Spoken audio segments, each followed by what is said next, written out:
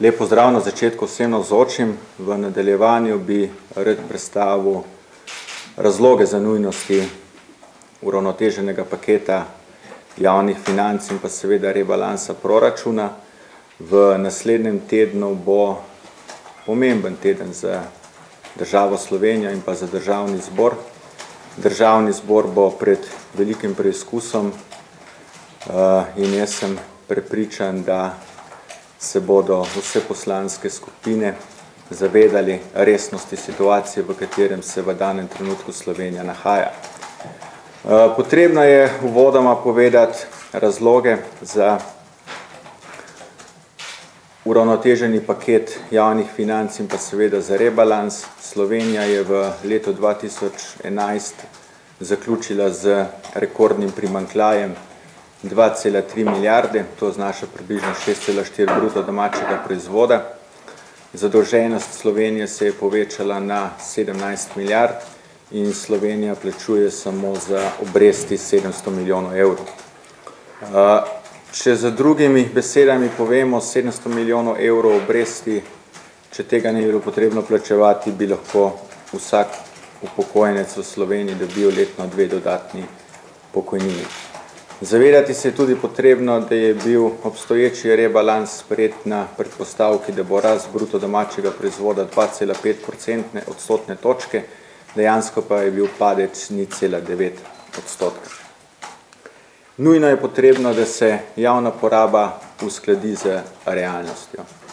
Zavedati se pa potrebno, da tako vlada kot poslanci nismo navdušeni in ne sprejemamo z veseljem takšni ukrepi, ki so predlagani, vendar zavedati se je potrebno resnosti situacije, slovensko gospodarstvo izgublja na konkurenčnosti in da dejansko druge alternative ni.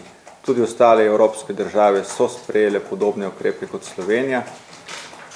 V Sloveniji je bila pa do sedaj ena razlika, da je breme finančno-gospodarske krize prenašal samo en segment in to je bilo gospodarstvo.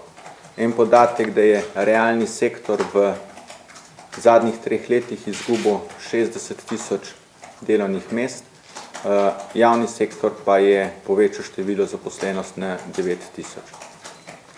Potrebno je tudi poudariti, da je paket uravnotežen, da tukaj pomembnejši socialni transferi ostajajo, da tukaj ne gre, da bodo največje breme teh ukrepov varčevalnih nosili tisti, ki imajo najnižje prihodke, ampak da je vlada z temi predlogi poskušala narediti, da bo ta segment uravnotežen. Hkrati bi rad poudaril, da je v tem paketu vključeno tudi ukrepi, ki bodo bremenili bolj tiste z višjimi prihodki in da bodo dejansko na osnovi teh ukrepov se povečali tudi prihodki v proračunu.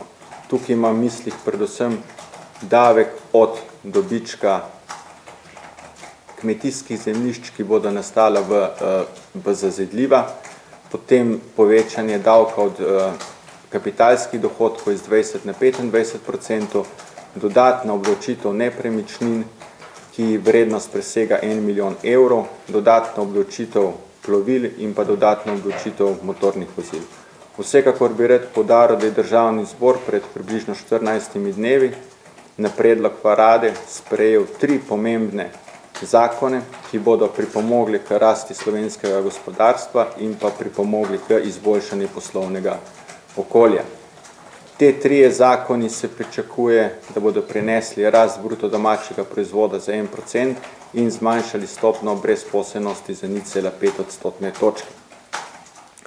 Rad bi tudi poudaril, da sem prepričan osebno, da je vlada Janeza Janše na pravi poti in sicer, da se je problema, v katerem se je Slovenija nahajala, lotila iz zadev, da se prvo analizira, koliko so javne finance zdrave, v drugem koraku, da se, bi rekel, ta primanjkljaj zajezi, da se postavi neko sidro, v tretjem koraku pa tudi v skladu z koalicijsko pogodbo, da se bodo začeli sprejemati ukrepi, ki bodo slovensko gospodarstvo naredili ponovno konkurenčno in pa seveda povečali prihodkovno stran proračuna. Osebno sem prepričan, da Slovenija je socialna država, da Slovenija socialna država bo ostala, nikakor si pa ne moremo dovoliti, da bi bila Slovenija socialna ustanova. Hkrati je potrebno tudi poudariti, da so te ukrepi začasni, kajti vsi se zavedamo, da brez ukrepov ne moremo zaživeti gospodarstva in v primeru, da bo rast bruto domačega proizvoda v prihodnosti se povečala, da tudi te ukrepi, rezi, ki so bili zdaj sprejeti, se bodo odpravili. Vsekakor se je pa potrebno zavedati, da v primeru, da te ukrepi ne bodo sprejeti, bodo v prihodnosti potrebni bolj drastični rezi in da tukaj bo prišlo verjetno potem do bolj bolečih rezov in do še večjih socialnih razlik. Zavedati se je potrebno, da Slovenija je v zadnjem obdobju izgubila tudi ogromno na bonitetnih ocenih zunanjih hiš, tako država Slovenija kot banke v državni lasti. Potrebno se je zavedati, da za pridobivanje virov financiranja v tujini je ogromno od tega tudi glede na zaupanje in jaz mislim, da je Slovenija ima v danem trenutku zelo lepo priložnost, da da tujini signal, da se zavedamo resnosti situacije in da bomo z sprejetjem varčevalnih ukrepov tudi dali signal, da smo javno porabo uravnotežili z realnostjo.